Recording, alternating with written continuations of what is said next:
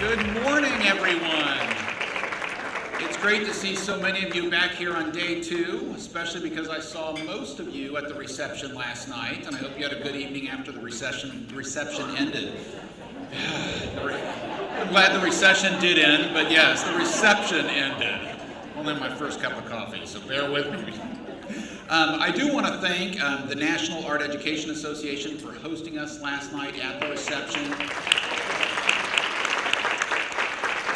That was a great venue, and it worked extremely well and gave us an opportunity to network and to talk across some of the different disciplines of art that we're all representing in the states that we're here to represent. I want to do a couple of quick things to make sure that we get your feedback. One is I want to let you know about a survey that you're going to receive later today, and we really want you to complete the survey. It'll be coming in an email. We can't put together convenings like this without getting feedback on what's working, what's not working, what you wish you saw more of. And that survey means a lot to us as we work with our advisory council to figure out how we plan for future events and future outreach that we can do for you. So please be sure to complete the survey this afternoon that you'll be receiving. We also are really excited to get moving this morning because one of the most exciting parts of our event is usually having some of the youth who can come and highlight some of the great work they've done. And we know from a lot of you in previous surveys that we have always had a really good review of having one of the young artists up like we had yesterday. So to move us forward as we get to our young artist who will be doing his own interview up here on stage, I want to first introduce one of our good friends from the U.S. Department of Education. Bonnie Carter is with the U.S. Department of Education and has done a tremendous job in helping us to lead AEP through some transitions over the last 3 years. And we've been very glad to have her leadership, and to not only have the leadership, but also have the partnership between the U.S. Department of Education and the National Endowment for the Arts. So please join me in welcoming Bonnie Carter to the stage.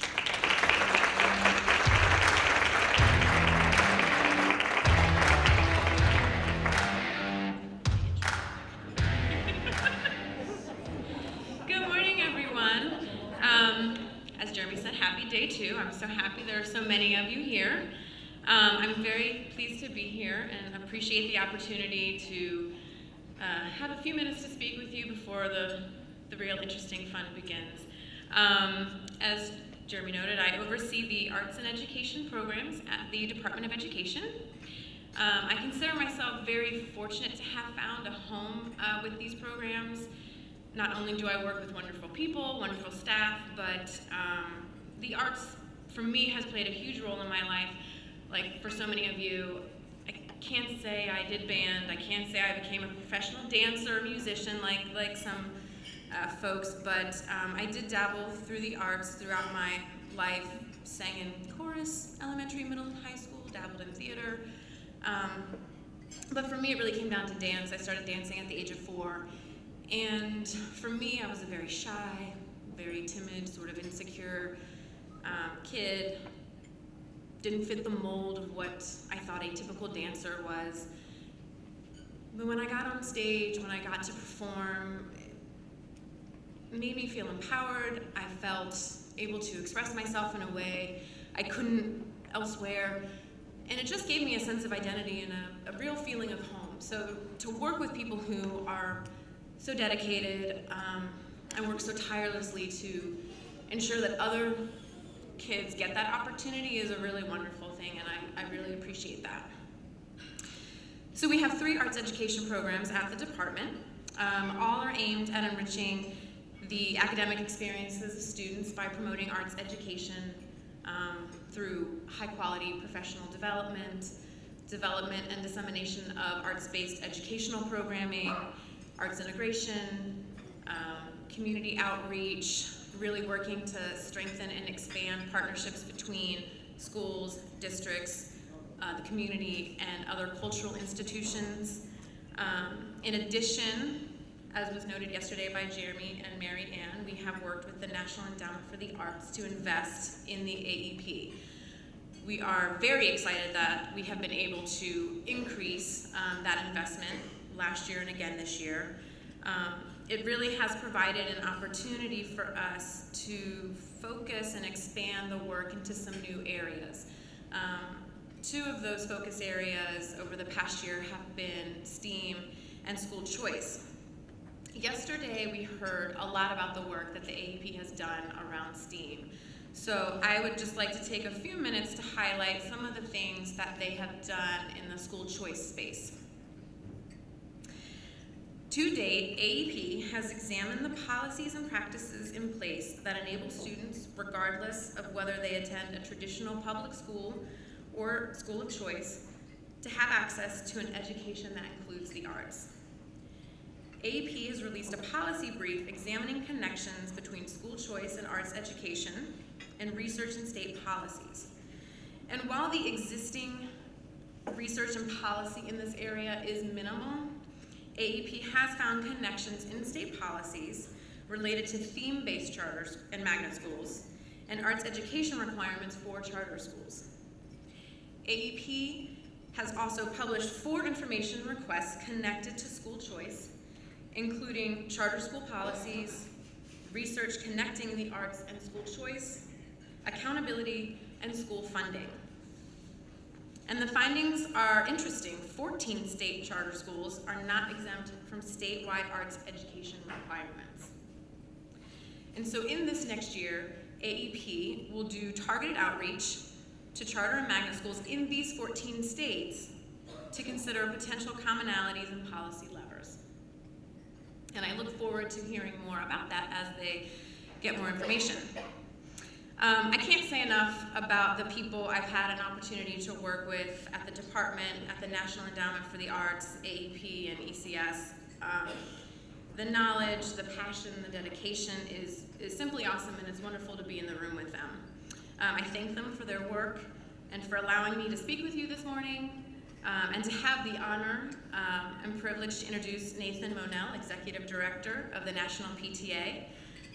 The National PTA Reflections Program is one of America's oldest and largest student recognition programs in the arts. And for the last 13 years, the Reflections Student Arts Showcase has been located at the U.S. Department of Education.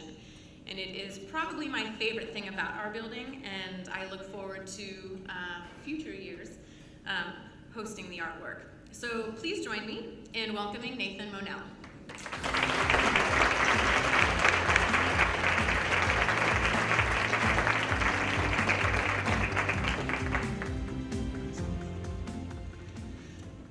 Thank you, Bonnie, for that kind introduction. It's really an honor to be with all of you leaders from across the country. We thank AEP for the invitation. Is anyone here a fan of Robin Williams? I see a hand. I sure am. And one of my favorite characters that he played was the English teacher, John Keating, in the Dead Poets Society. Remember that film? In the movie, Williams, as Keating, sets out to inspire his students through his teaching of poetry. And he makes one of the best arguments in support of the arts that I've ever heard. You may remember it. He said, "We don't write or read poetry because it's cute. We write and read poetry because we are members of the human race, and the human race is filled with passion. And medicine, law, business, engineering, those are all noble pursuits and necessary to sustain life. But poetry, beauty, romance, love, these are what we stay alive for." So my John Keating was Cyril Stratansky, who was an unlikely choral conductor in northeastern rural Pennsylvania because he was an internationally recognized choral conductor. As a former student who found his place in the choral room and in the band room, who developed stage confidence through music performance, and whose creativity was launched and supported by music composition, all of that has benefited my professional career. So I know what Keating said was true. But also, as the Executive Director for National PTA, I see it all the time in our PTA Reflections program, as Bonnie mentioned, one of the oldest and largest arts recognition programs across the country. Where were you in 1969? Can you think back to then? Some of you weren't born yet. That makes me mad. I was an 8th grader in Mr. Stratansky's class. but there were visionary leaders in National PTA who created a program that encourages students of all ages and abilities to explore their talents, to express their ideas, and to be involved in the arts in an educational way. If you're not familiar with the program, through Reflections, PTAs on the local level are urged to have their students create and submit original pieces of art in the medium of their choice, which might be dance choreography, film production, literature, music composition, photography, or the visual arts. And they reflect on an annual theme.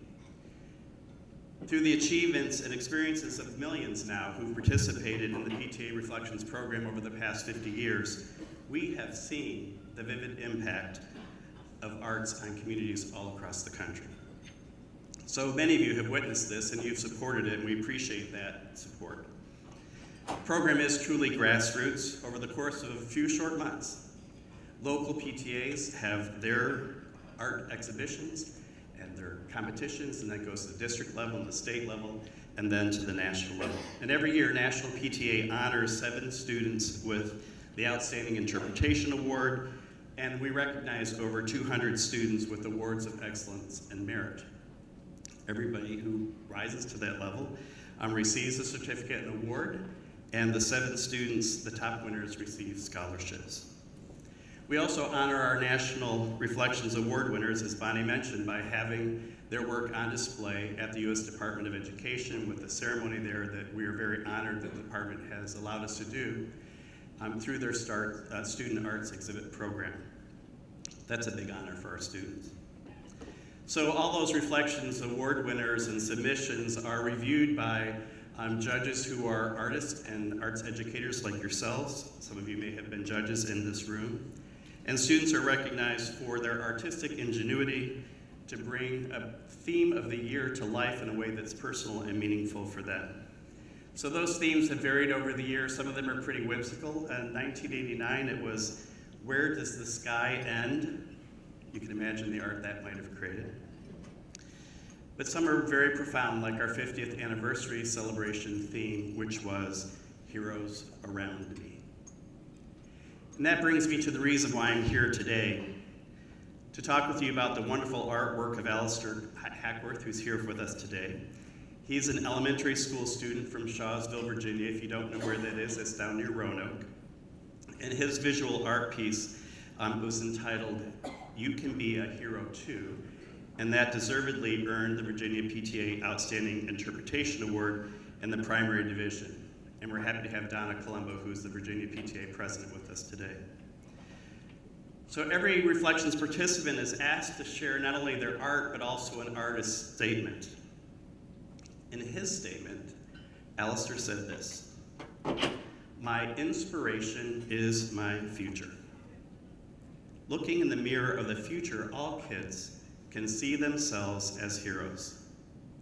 They may be an astronaut like me, a Marine like my brothers, or a doctor like my best friend. We may be kids, but we can still be heroes today or in the future, because there are always heroes around all of us." That's pretty profound for a 3rd grader, don't you think? I do.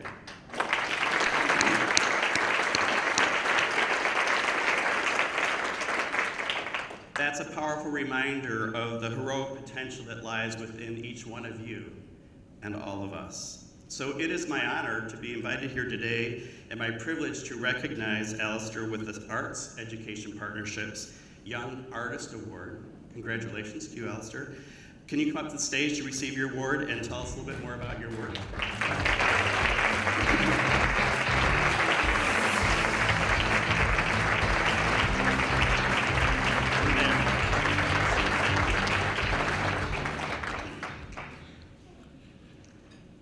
So I have to tell you something. He's going to eclipse all of us. I'm just telling you right now. We've had a chance to talk this morning over breakfast, and he comes from an amazing family. We're so happy to have Erica and Ben here with us today, and his brother as well. So I have some questions for you. We don't want to make them too hard on you, so I bet you can handle all of them, don't you think? Yeah. Okay, good. So your piece of artwork was up on the screen. You saw that, right? So everybody here saw it and knew what it was about. Can you tell us what that piece of work meant to you and what you want us to see when we look at it? What I want you to see is that everybody is a hero, no matter big, small, no matter young, old, because everybody's a hero no matter what. That's so cool. So when we look at that piece of work, I see the different kinds of careers that you imagine people being in the future. And I think when we were talking at the table, you said that being an aerospace engineer or an astronaut might be kind of the course you're thinking about, right? Yes, sir. So how do you think creating art would help you get there? Does that seem like those two can connect? If you use art, you can create it and draw in 3D and take 2D to 3D. Because if you use that, you can figure out what to do. I don't know how to do 2D to 3D, so you're already ahead of me. That's pretty cool. Well, we know there's lots of connection between science and art, right? So there's lots of ways we can look at that. So I know the theme for next year for the Arts Reflection Program is Look Within. And have you thought at all about, are you going to do a project for next year? And if so, what are you going to do? So today I'm going to go to my dad's best friend's grave. He died in the Marine Corps, and I'm going to take a picture of it and for photography, and it'll be about look within these dates, and you will see what he is. He was a son, he was a brother, he was a father, and he was a hero, and he was a Marine. Wow. That's pretty impressive, don't you all think? Also, I will be doing a drawing. I'm going to do a wolf, which is my favorite animal. And inside, there's going to be a scene of a forest, and I'm going to do it with charcoal pencil. Good. And it's basically supposed to say that look within, and you will see that everything is beautiful. Wow. Pretty impressive. Well, I want to thank you so much and congratulate you on receiving this Young Artist Award. Would you all join me in congratulating him with your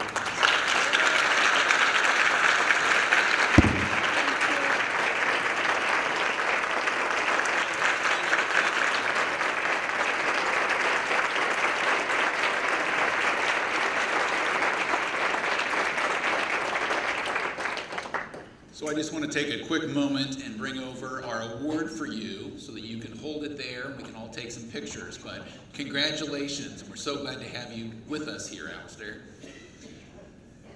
We will continue to work with the National PTA on the Reflections Project, and I think it's an example of the many different disciplines in art and how through the Arts Education Partnership we can help to promote the benefits that many can see through these opportunities where arts and education become intertwined, where it's not that there's one or the other, but they're looked at as synonymous things that we need to be thinking about for policymakers and in your own communities. So we have no doubt that there's going to be a lot more coming from Alistair, and we're very excited to see how that happens as he continues to grow. We are slowly going to transition now to our next 2 rounds of concurrent sessions. Like yesterday, all of those concurrent sessions are going to be across the hall in the 3 major classrooms that we have there. We have the slides up for you to look at what those different concurrent breakout sessions will be, and it's also in your program. I want to remind you all that we'll be back here for lunch at noon, and you're not going to want to miss the long conversation. We learned more about this from an experience we had at the Kennedy Center a couple of years ago, and last year did our first long conversation. At this one, we'll start lunch at noon, and about 12:40, we will start the long conversation where we will have 9 national experts who will be up here talking about their perspectives on equity and art, and it's a really good eye-opening experience so that you can see where equity is and what people are thinking about it from the lens of their art discipline, but also from policymakers. So again, back here at noon for lunch, and we look forward to seeing all of you for the closing session. Thank you.